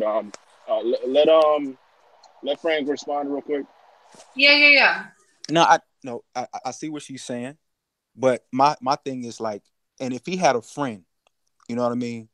I think the thing for me and for a lot of people is that basically, you know, he's in a whole other relationship. You know, he basically, you know, he has I don't really know the story, you know, in depth, but from what I've, you know, understand of it, he basically has, you know, a side chick, you know what I'm saying, basically living with him and helping him, you know, I guess in whatever way he feels like he needs to be helped. And I don't have a problem with this brother having a friend. You know what I mean? When you're going through situations like that and it's tough on you, of course he needs someone to confide in. You know, he needs someone where he could talk to and kind of, you know, get his mind off things, because I can't imagine what he's going through as far as taking care of his wife, even though I believe I subscribe to the mindset that, you know, as a husband, that's his responsibility. That's what he signed up for. But, you know, I'm not in that situation. So I can't imagine what he has to go through, you know, day in and day out. But at the same time, you can have a friend that you can confide in, that can help you get through a storm without fucking her. You know, you understand what I'm saying? And without her living in your crib, and without her walking around your wife. You know what I'm saying? And without, you know, y'all upstairs in another room smashing while your wife sleep. You know what I mean? You can get you can get what you need to get from a friend. You understand what I'm saying? And the reason why I asked you that before I knew like about your friend, I didn't know that, you know, you guys were in a relationship. But what I was alluding to with that question was, if he was just your friend, like let's say this guy, and I commend him and respect him for what he's doing. But let's say this guy was just a friend, like you guys weren't in a, or, you know, could he come to you as a friend, you know, someone that he confides in and say, hey man, you know, this is my lady, and you know what I mean, I'm taking care of her and I'm not really getting my needs met. Hey, you know, we're kind of close, we're friends, we kind of dated back in the day. Do you mind, you know what I'm saying, coming over here and serving me up? Because I need to release some stress out here. You understand what I'm saying? The average woman would go into their situation like, yo, I don't, you know, even if you like the person, I don't think she would be like, yo, like I feel comfortable being around. Your wife is sitting right there, she's here. You know what I'm saying? Even though she has dementia or whatever she has, she's breathing, you know, she's looking around, she's right there. Your wife is sitting right there. I don't feel comfortable, you know what I mean, doing something like that. Yeah, I can help you. You know, you need somebody to run to the store, I get it for you. You know what I mean? I'll go to the store, get some stuff for you. I'll go get you some food. You know, I'll bring you some dinner over, whatever. But they're in a full blown relationship, and I just feel like, you know, it's it's disrespectful to his wife to do that. And I, like I said, I understand, because, you know, as a married man, I've had conversations like this with my wife. You know what I mean? I think you should, if you're in a marriage. I said, hey, you know, baby, if I get into a car accident, you know, and I'm a vegetable, you know, or if I'm living off the machine, you know, pull that plug. I'm very big on quality of life. So if I can't have a high quality of life, I don't want you, you know, taking care of me on a machine and, you know, and all this kind of stuff. Just pull that plug. I'm not really here anyway. If it's not for the machine, I'm not alive. So I've had those conversations, but at the same time, I don't believe, and from what she's told me as my wife, she wouldn't have some man up in here, you know, walking around me, you know, eating grits and shit in my kitchen, and I'm sitting right there with dementia or whatever. I don't think she would do something like that. You know what I'm saying? So I think that's the thing. He could have did it in a more, even if he was going to play this game, I feel like he could have did it in a more respectful way. He's got it out in the open, like it's okay. And based on his vows and the commitment that he's made to his wife, you know, being married, it just doesn't, it's not a good look, period. It's not a good look. Okay. All right, I so have I got a question. Go ahead. Yeah, I was actually going to give it to you, John. The question for you is, why don't you believe in loyalty? I do believe in loyalty, and the reality of this particular situation, I believe he's still being loyal because you using Frank's analogy of him being a pulling the plug. Well, essentially, this is similar because she doesn't know where she's at. Like that's the reality of dimensions. So, like her being able to exist in this particular space is it to me isn't a whole lot of difference between that and being a vegetable, other than her awareness. So my thing is that if you're going to view it from the standpoint of being loyal, well, he's honoring his vows, like he's taking care of his wife. You know, she's still there. It's just that we can agree that taking care of a person who can't take care of himself is hard. Is that something we can agree upon as the panel? Yes. I agree with that. Yeah. Okay. And so if you understand that that reality is harsh, okay, well, what's the harm in maintaining that responsibility, but having having a means of completing you as a person? Because he's not sick, he's still alive, he has a life to live. And so like and Frank, with you said you've had these conversations with your wife. Okay, well, outside of a vegetative state, well, let's say you have dementia. Like, and what's the alternative? Like, what common ground would y'all have? Would you agree with? Because part of it seems as though, well, he's out and open with it. Okay, well, so if it was private, would it be different? To those making that case, it wouldn't be, but it just wouldn't be out in the open. Okay, well, what's the alternative? Like we are attempting to shame this man, for trying to complete himself as a human being, having, this relationship.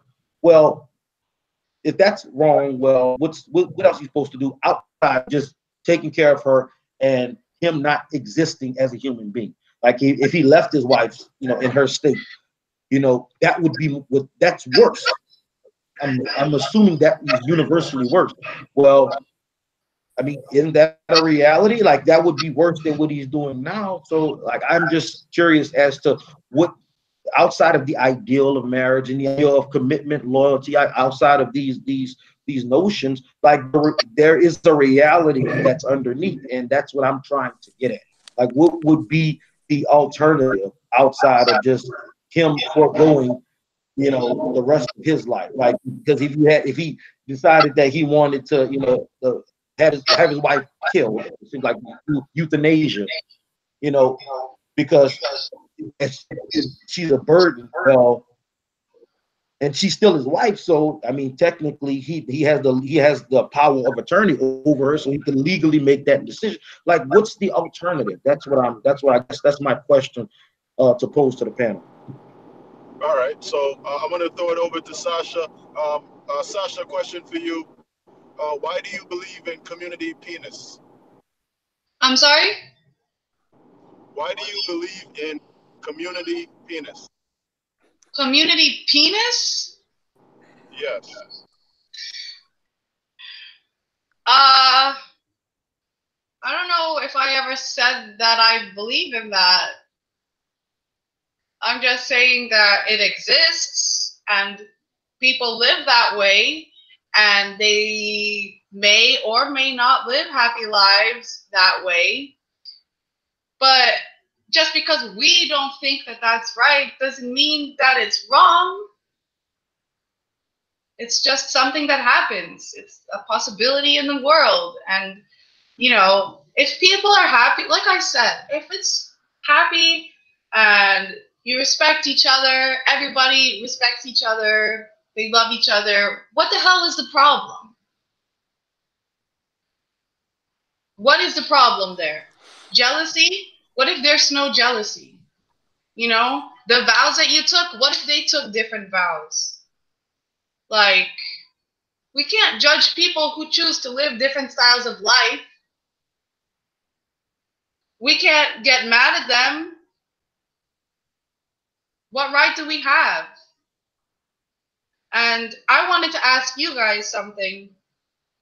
For me, the one problem that I can see with this situation is the fact that B. Smith, she's not able to voice her opinion.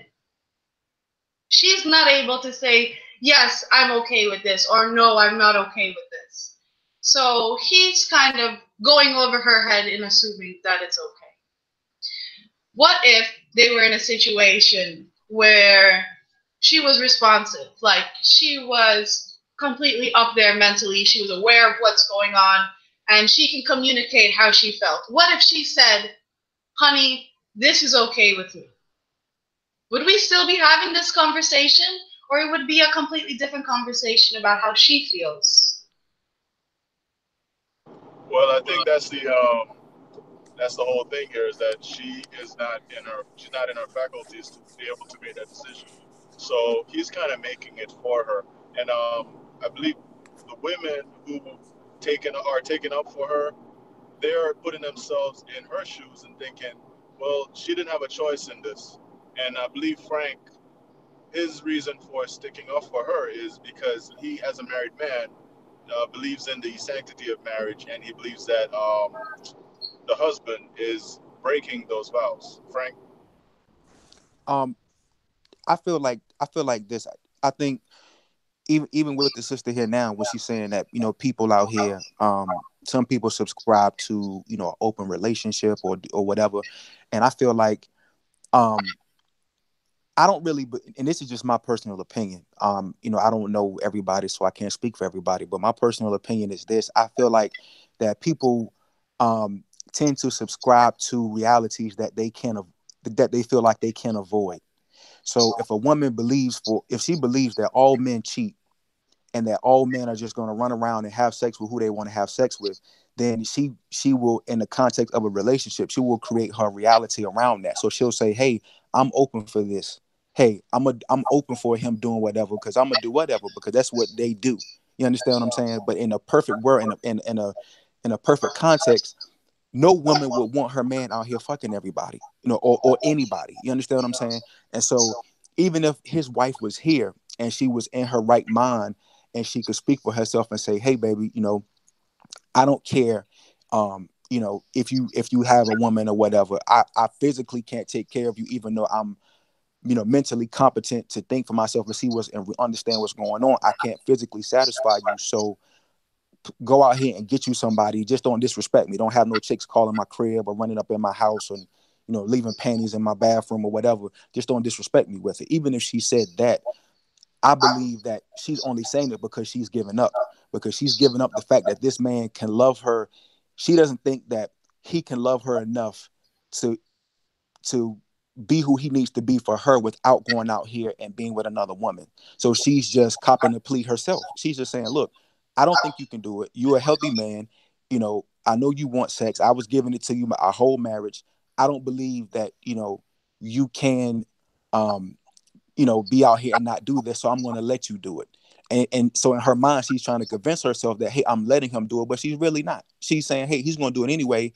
If I say it, then it makes me feel better about it because I told him it was okay. So not knowing that even if she said no, he could probably do it. He would do it anyway, and it makes her feel better about herself. So I don't feel like even if she was able to speak for herself and say that, I still wouldn't subscribe to it, because if that were me, if she were my wife and she told me that, say, hey, go out here, do what you do, I understand. I would look at her and I'll say, babe, I really feel like you're saying that to me because you don't think that that I can, be with you and do what I need to do for you as a husband and not go out here and cheat. So you're copping a plea. You're letting me go do something that you think I can't help myself or that I can't help, not to do. And so I still wouldn't do it. You understand what I'm saying? Because, what if her mind changes? People, women are naturally emotional. So, if you look at it this day, you say, hey, I feel like this today. And then tomorrow you can say, well, no, fuck that chick. I don't want no chick running around in my house. So now you didn't change and I can't take it back because I smashed it yesterday. I can't take that back. So I'm not even going to put myself in a position where I give her the option to change her mind or feel bad about what she just, agreed to do. But that's my personal opinion. But you don't think that a woman could possibly agree to that without having those feelings like, oh, he's going to go do it anyways? Like, what if you just see him being sad or like, wanting something for him that's going to make him happy? Like, you know what I mean? Like, you don't think that somebody could just purely want that for somebody?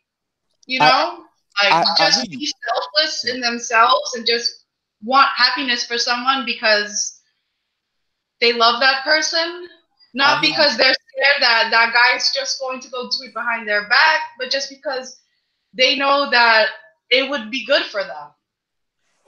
I hear you, and that's true, because a woman, in her natural self is a nurturer, and she's, she nurtures a household, she nurtures a marriage, she nurtures her children.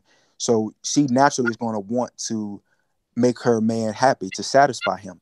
And if she feels like she can't do it because of her health or something, I could understand her saying, "Hey, I'm doing this for you to make you happy, but because I see that you're sad and I see that you're in need." But what I would tell her is that I would say, "Look, I'm sad because you're hurting and I can't help you. I'm sad not because I can't, fuck another woman. I'm sad because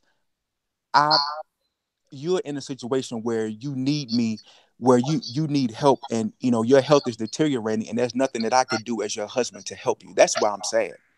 It's not sad. I'm not sad because I'm horny and I can't go be with somebody else. That's not why I'm sad. So I understand you wanting to make me happy, but that's not going to make me happy. My happiness is with you. You understand what I'm saying? Like, my happiness is with you being. Though, what about after 10 years of this?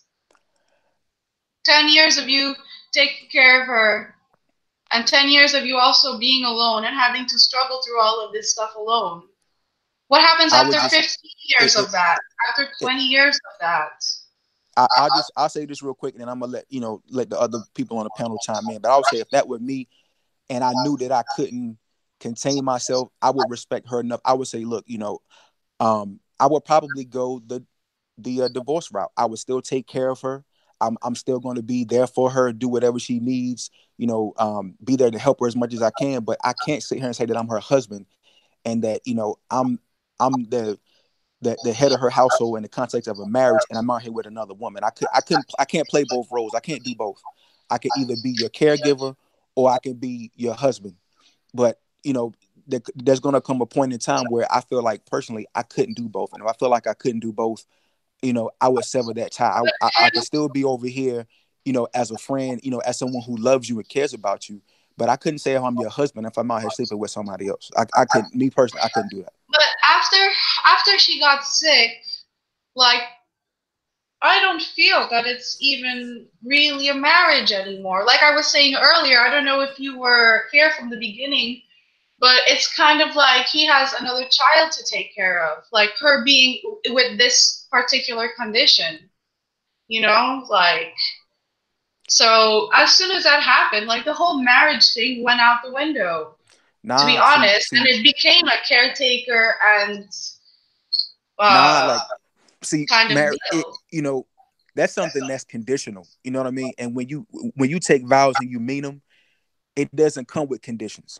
You know what I'm saying? It's not "I love you and be there for you if you don't have dementia," or I vow to love you and honor you unless you have both of your limbs. That's not what it says. I'm just saying, and I get it. People say those vows every day of the week, and it don't mean shit they say. I get it. They don't mean nothing they say, and people say it every day, and they get divorced every day because they don't mean what they say. But if you mean it, it does not come with conditions. It does not say, "Hey, I'm willing to do this as long as you have all of your limbs, or as long as you don't have to have one of your breasts cut off because you have breast cancer. As long as you have 2 functioning breasts that I can suck on, I'm here to do everything I'm supposed to do as a husband." That's not what it says. So he said he took certain vows, and unfortunately, that's life. Life is not fair. There are children out here who are born in poverty. They did nothing wrong. They were just born in some third world country where there's no food, no water, no nothing. Life is not fair, but he signed up for it, and that's what he said he was going to do. And I just personally believe that he should do it. He should do it all the way. 80% being with me, 80% to some people is enough. Obviously, some people on this panel, some people listening to this live, 80% is enough. barring a certain situations, but to the majority of people, 100, I need 100%. That's what you said you were going to do. You said you were going to do it, whether it was good times or bad, sickness and health. And I just want you to keep your word. And I just don't think he's doing that. I got a question for Frank. Quick answer, and then I got a question for Sasha. Right. So Frank, what if when B. Smith found out that when she first found out she had early onset Alzheimer's, if she told her husband, look, if it gets too bad, I'd be okay with you having a woman, as long as you take care of me. And then the question for Sasha is, being from the Caribbean, I understand that there's some beef between Trini and Guyanese people. So what if you were in B. Smith's situation and your husband got himself a Trini woman? Go ahead. Frank, you want to go first? Yeah, I'll be real quick. So if they had that conversation, before, in the early stages of it, then, that's their marriage, and that's an agreement they came to. And so he had to understand that clearly, if he did this thing publicly, like if he has this woman in their house and he has her parading around, that there would be some backlash. But if they made this agreement and she did it in her right mind, and she's like, look, I understand the situation. This is what I want you to do. And if they came to that agreement, that's their marriage. The only people who have to approve of their marriage is them. So if they came to that agreement, there's nothing I could do but respect it. Right. And what you said about if my man had went and gotten a Trinidadian woman or whatever. I mean, my cousin's married to a Trinidadian guy. Like, I don't know. In my family, if you look at my family photos, my family albums, you'll see the entire rainbow there. I got cousins that are white as hell with orange hair. I have family that's like pure black and every color in between. And, where you're from and who you are, that doesn't matter to me. It just matters if you're a good person, if you have values. It doesn't matter. Nothing else matters besides that. So, and like I said earlier, like if I was in this situation, you just said when she found out that the Alzheimer's was coming on, and if I were to if somebody told me, listen, you're getting Alzheimer's, but I'm still here, I'm in and out, whatever, I don't really know how it works, and I had to have a conversation with my husband about it, I probably would tell him that same exact thing. Just don't put me in a home. I don't want to be taken care of by random people who are getting paid shit to have to deal with like a bunch of different people who it's a difficult thing to do, Just be like, just take care of me and,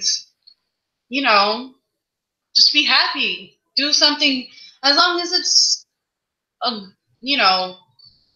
long as it's good, as long as it's with another person who's a good person, has a good heart, and is a respectable person, and whatever. Like, and somebody mentioned earlier, like, what kind of person would see this situation and be like, I'm okay with that. I'll be this person's new girlfriend or new boyfriend or whatever.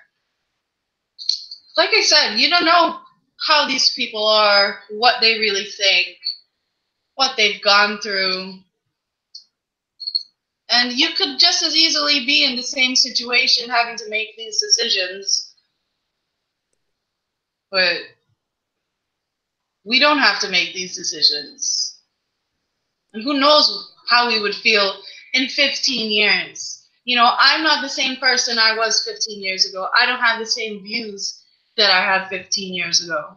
So when we get older, when we get to be 60-something years old and whatever, and things like this become a reality for us, the possibility of us, losing our minds, losing our bodies, and whatever, who knows how we're going to feel at that time after we've lived so much life and gone through so many things and seen these things. We could feel the complete opposite way, all of us. I think what we really know is that marriage isn't for everybody. You know what I mean? And marriage means a specific thing. You know what I mean? It does not bend. It does not break. It does not, change. Do the culture of marriage means what it means? It means that, two people come together, they love each other, they respect one another, and they vow to be there for one another and support each other until the day they die. That's what marriage means. And I think as people, what we've done is we've become accustomed to cop and please, and we've become accustomed in our own way to making excuses, no matter how good we think those excuses are. And marriage means it means what it means. And I think what this conversation is showing us and everybody listening to it is that marriage is not for everybody. If you're not willing to be with someone and love them, completely and whole till the day they die, till they take their last breath, then you are not ready for marriage. If you cannot love someone and be there for them and hold your sack between your legs, if they get sick or if they can't satisfy you, if you're not willing to do that, you are not ready for marriage. You are not willing to be an equal participant in a marriage, and that's okay. I'm not telling you if you don't subscribe to that, those tenets of what a marriage is, that is perfectly okay. But what I would say to you is, and what I would say to other people is that if you are not willing to go in it for the long haul, to do what needs to be done, and maybe you'll never have to do that. Maybe by the grace of God, I could be married 60 years and never have to go through what this brother's going through. But as a man, I believe in my heart that if I had to go through it, that I would go through it and I wouldn't act the way he's acting. So if you're not willing to do that, then what you're saying is that it doesn't mean that you're a bad person. It just means that you're not really ready or willing, to be married based on the context of what a marriage is and what it's supposed to be.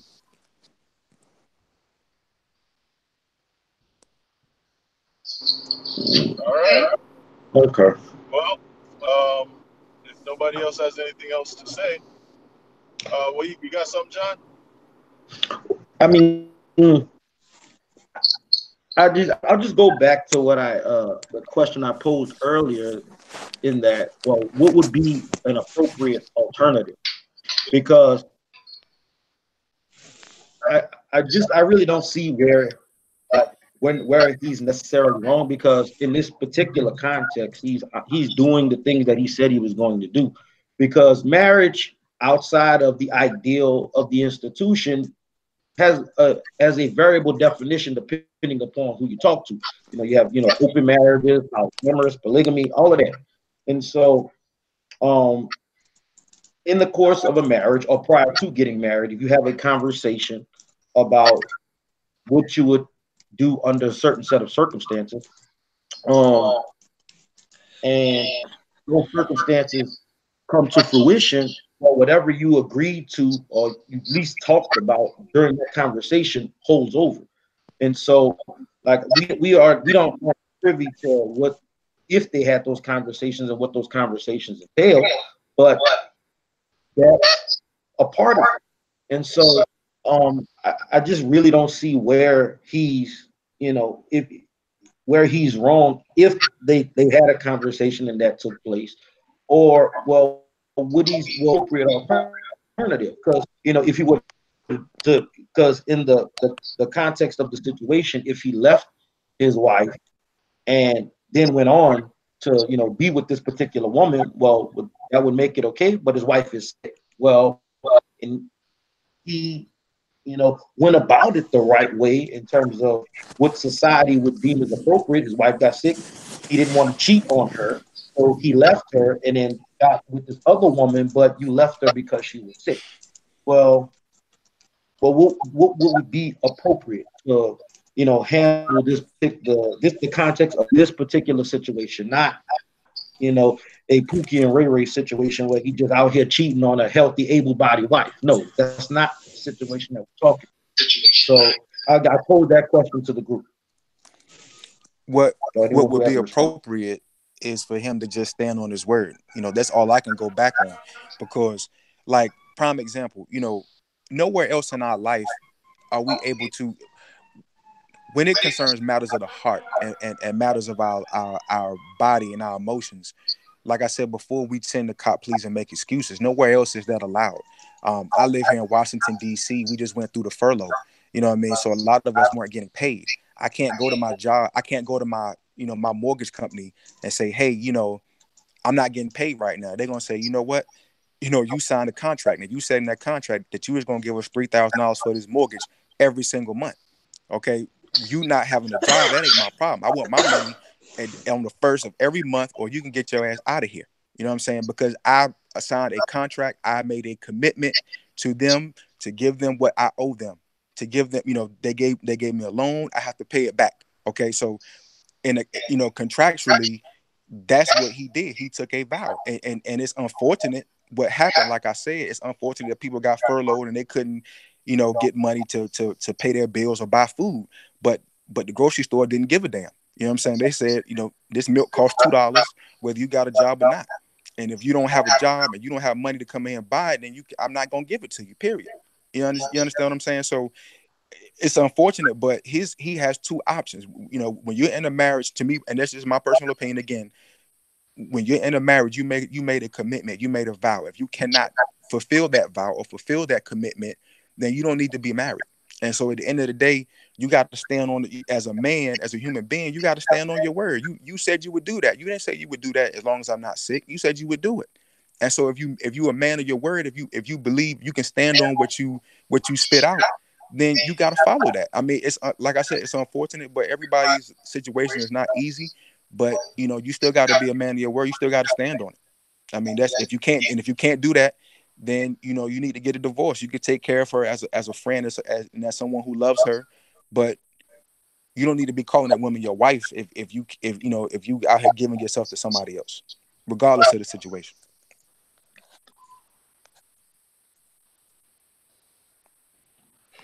So we still got folks in here arguing the point I made earlier. Yes, I'm back. I've been at work, but I've been listening and reading the chat on and off, and I'm seeing what some of the fellas are saying.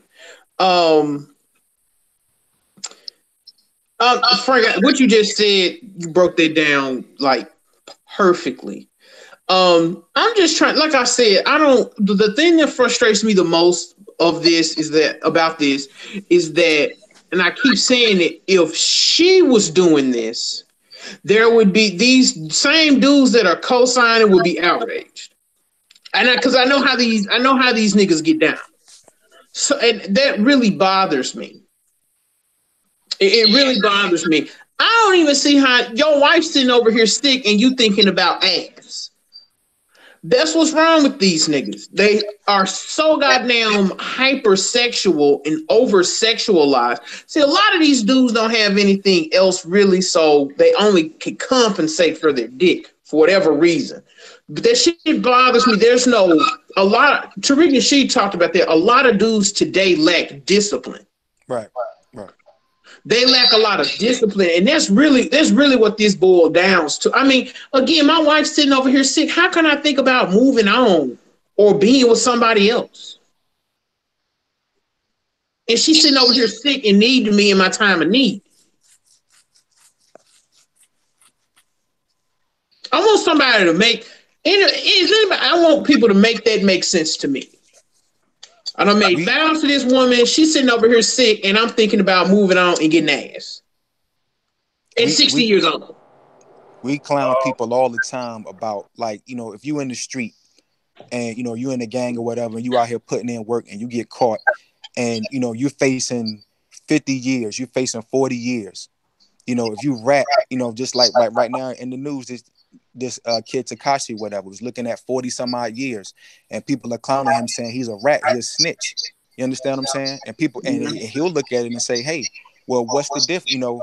I was looking at 40 years. What was I supposed to do? You supposed to honor your word. If you a street dude, you live by the quarter of the street, and you get caught up in some work, your obligation is to take that time. That's a part of you being in the street. That's a part of you hustling or banging or doing whatever you're doing. Is that there's a possibility that you could get locked up and face a lot of time, and you still are not you are not supposed to rat. You are not supposed to snitch. That is not the code of the street. And it is not the code of it is not a code of a marriage, of a commitment, to be out here sleeping with somebody else, even though your wife, is sick. You know what I mean? Right. It's still the same thing. You have a code. It's a different code, but it has the same tenets. Hey, this is what we do. You know, Project Pat. I know you know about this, Frank. Project Pat in that album, Crook by the Book. He had a song on there called Tell, Tell, Tell. And he was saying, all these niggas do is tell, tell, tell. You supposed to be this gangsta ass street nigga. Hey, by code, if you looking at 47 years, if you so tough, hey. You're supposed to eat that. You're supposed to eat that, brother. Period. Hey, guys. Sorry to interrupt here. I'm going to go ahead and introduce Sasha out. She has to get back to doing some engineering work or something. Okay. All right. So thank you so much for you guys say something, Devin? Yeah, Timothy, he wants to get on, but he said the link is not working. Timothy Party. We'll send him another link. Go ahead. Okay. Yannick. Yeah, Sasha, thank you for coming in, giving us your opinion. No problem. Thank you for having me, and thank you all you guys that I've been talking to on the panel, like sharing your opinions. Like, even though some of us don't see eye to eye, you guys did bring up really good points, and I really feel it's such a gray area that we're just going to be debating this forever and ever. So are you going to come back so I can go off again? Yeah, definitely. That was one my God. Oh, Lord. You taught me a new word, I'm going to use it now. And Sasha, don't forget to find your pastor. I'll keep my eye out. All right. Thanks, Have a good one. Sasha. All right, have a pleasure. Nice Against, meeting you. Gabe Skunt. We'll see you later. See ya.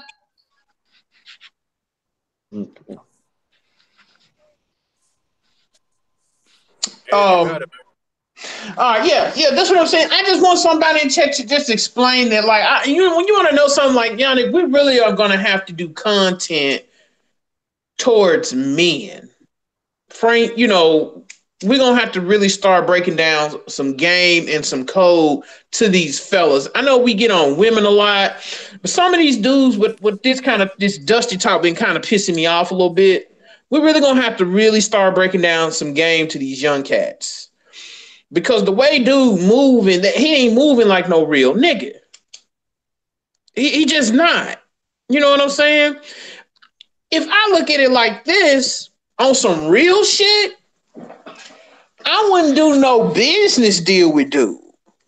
If I'm a businessman looking at something like this, he not loyal to the woman he made a vow to. How he gonna be a man of his word to me in business? Anywhere else in his life, I couldn't trust him. And see, a lot of these dusty ass niggas don't understand that. This goes beyond just the marriage. If I'm a businessman and I'm looking at him, if we chopping up game about a business opportunity, and I see how he move in his personal life and how unloyal he is to the woman he claimed he loved, dude, I'm looking at you funny style. Just a quick question though, because I'm not sure. Like I'm not really deeply involved in. I didn't read the article or anything like that. But how long has she been in this state? Since 2014. Okay, so she's been at a point where like they couldn't. So up until recently, I guess a year or so ago, he held out for what 7 years, and then or 5 or 6 years, and just decided, hey, I want to start sleeping with somebody else.